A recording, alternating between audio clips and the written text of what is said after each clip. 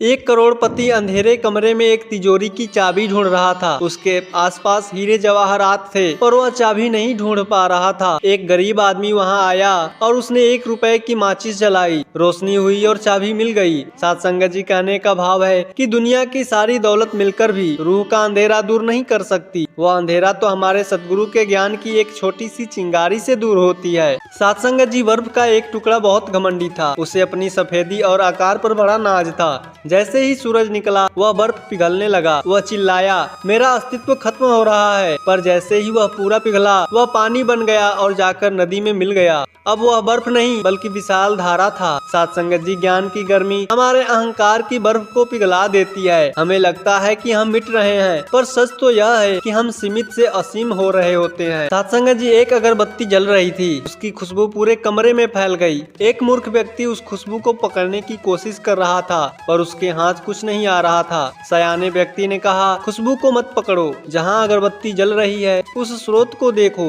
साथ संगत जी दुनिया के सुख उस खुशबू की तरह हैं जो आती जाती रहती है। ब्रह्म ज्ञान हमें उस स्रोत अर्थात परमात्मा से जोड़ देता है जहाँ से सारे सुख और शांति जन्म लेते हैं। साथ संगत जी एक बच्चा घर के अंदर से खिड़की के जरिए आसमान देख रहा था। उसे लगा आसमान बस इतना ही बड़ा है जितना खिड़की का चौखट है। जब उसके पिता उसे घर के बाहर मैदान में ले गए तो वह चौंक गया। अरे आसमान तो अंतहीन था। साथ संगत जी धर्म और संप्रदाय भी उस खिड़की की तरह है। लोग अपने अपने धर्म को खिड़की से खुदा को देखते हैं और लड़ते रहते हैं। साथ संगत जी ब्रह्म ज्ञान हमें खिड़की से बाहर निकालकर उस असीमित निरंकार का दर्शन कराता है। साथ संगत जी एक संगीतकार वीणा बजा रहा था। उसके तार ढीले थे, आवाज बेसुरी थी। उसने तारों को बहुत कस दिया तो तार टूट गए। वह रोने लगा। तभी गुरु आए। उन्होंने तारों को ठीक करके कसा, उतना कसा जितना जरूरी था। वीणा फिर से दिव्य संगीत निकालने लगा। साथ संगत जी जीवन भी एक वीणा है। न तो संसार के मोह में इसे इतना ढीला छोड़ो कि बेसुरा हो जाए और न ही हठ योग में इतना कसो कि टूट जाए। ब्रह्म ज्ञान हमें सहज मार्ग सिखाता है, संसार में रहकर भी निरंकार से जुड़े रहना। साथ संगत जी एक औरत की सोने की अंगूठी नाले में गिर गई। उसने हाथ गंदा होने के डर से उसे नहीं निकाला। एक फकीर वहाँ से गुजर रहे थे। उसने बिना झिझक अपना हाथ कीचड़ में डाल दिया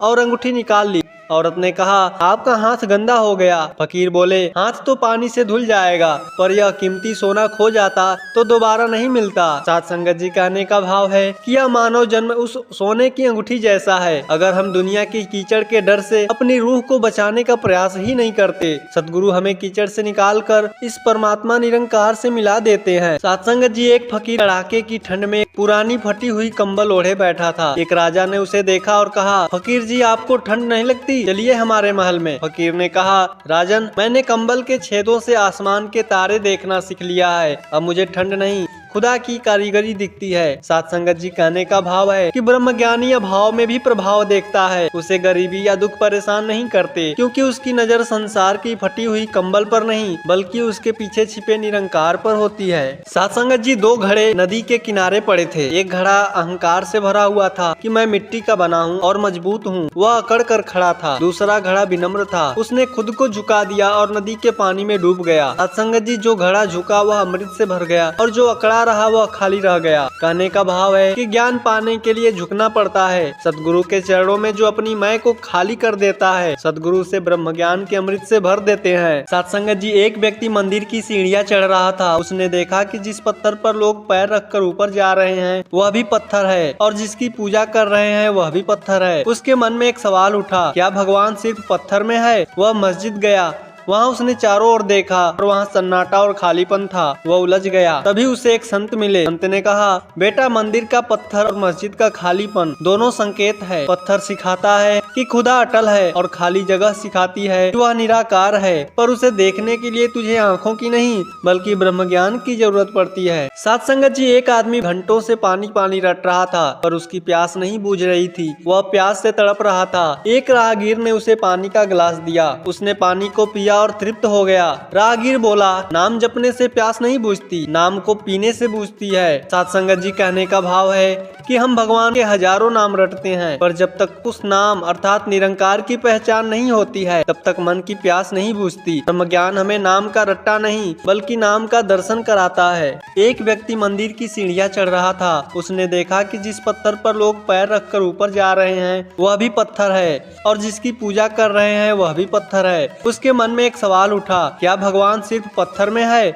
वह मस्जिद गया। वहाँ उसने चारों ओर देखा पर वहाँ सन्नाटा और खालीपन था। वह उलझ गया। तभी उसे एक संत मिले। संत ने कहा, बेटा, मंदिर का पत्थर और मस्जिद का खालीपन दोनों संकेत है। पत्थर सिखाता है कि खुदा अटल है और खाली जगह सिखाती है कि वह निराकार है, पर उसे देखने के लिए तुझे आंखों की नहीं बल्कि ब्रह्म ज्ञान की जरूरत पड़ती है। सत्संग जी कहने का भाव है कि खुदा न तो केवल मंदिर में बंद है न मस्जिद में छिपा है, वह तो उस खाली जगह और पत्थर दोनों के बीच मौजूद है। ब्रह्म ज्ञान मिलते ही पत्थर रब बन जाता है और खालीपन भरपूर लगने लगता है। सत्संग जी, एक पिता ने अपने बेटे को दुनिया का एक नक्शा दिया जो टुकड़ों में फटा हुआ था और कहा कि इसे अब जोड़ो। पिता को लगा कि इसमें घंटों लगेंगे, पर बेटे ने 5 मिनट में नक्शा जोड़ दिया। सत्संग जी, पिता ने पूछा, तुमने इतनी जल्दी कैसे कर ली? बेटे ने कहा, नक्शे के पीछे एक आदमी की तस्वीर थी, मैंने आदमी को सही से जोड़ दिया, दुनिया अपने आप सही हो गई। सत्संग जी कहने का भाव है कि हम दुनिया सुधारना चाहते हैं पर खुद को नहीं सुधारते। ब्रह्म ज्ञान इंसान को अंदर से ठीक कर देता है। जब एक इंसान सुधर जाता है तो उसके लिए पूरी दुनिया सुधर जाती है। सत्संग जी, एक हिरन पूरे जंगलों में पागलों की तरह भाग रहा था। उसे एक ऐसी खुशबू आ रही थी जो उसने पहले कभी नहीं महसूस की थी। वह झाड़ियों में सिर मारता, ऊंचे पहाड़ों पर चढ़ता, पर उसे वह खुशबू कहीं नहीं मिली।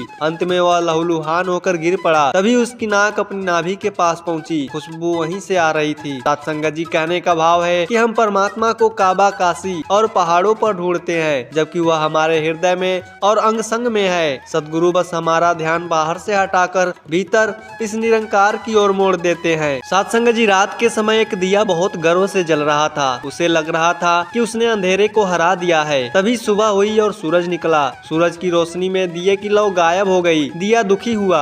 सूरज ने कहा, उदास मत हो दोस्त, रात को तूने रोशनी दी, अब मैं दे रहा हूँ। प्रकाश मेरा हो या तेरा, मकसद तो अंधेरा मिटाना ही है। सत्संग जी, जब तक हमें ज्ञान नहीं होता है हम अपनी छोटी छोटी उपलब्धियों पर घमंड करते हैं। ब्रह्म ज्ञान मिलते ही हमें समझ में आता है कि सब कुछ इसी एक महाप्रकाश निरंकार का हिस्सा है। फिर अहंकार खत्म हो जाता है। सत्संग जी, लोहा स्वभाव से पानी में डूब जाता है, लेकिन अगर उसी लोहे को लकड़ी के बड़े लट्ठे के साथ बांध दिया जाए तो वह भी तैरने लगता है। अकेला लोहा अपनी भारीपन से हार जाता है पर लकड़ी उसे पार लगा देती है। सत्संग जी कहने का भाव है कि हम इंसान भी विकारों के बोझ से भारी हैं और संसार के भव सागर में डूबे रहे हैं, लेकिन जब हम ब्रह्म ज्ञान को पाकर सतगुरु का सहारा ले लेते हैं तो हम न केवल तैरते हैं बल्कि दूसरों को भी सहारा देने के काबिल बन जाते हैं। सत्संग जी, एक छोटा बच्चा मेले में खो गया। वहाँ हजारों लोग चिल्ला रहे थे, मिठाइयों की महक थी, खिलौनों का शोर था, पर बच्चा रो रहा था। उसे किसी चीज में दिलचस्पी नहीं थी। अचानक भीड़ के पार से उसकी माँ की हल्की सी आवाज सुनाई दी। वह दौड़ पड़ा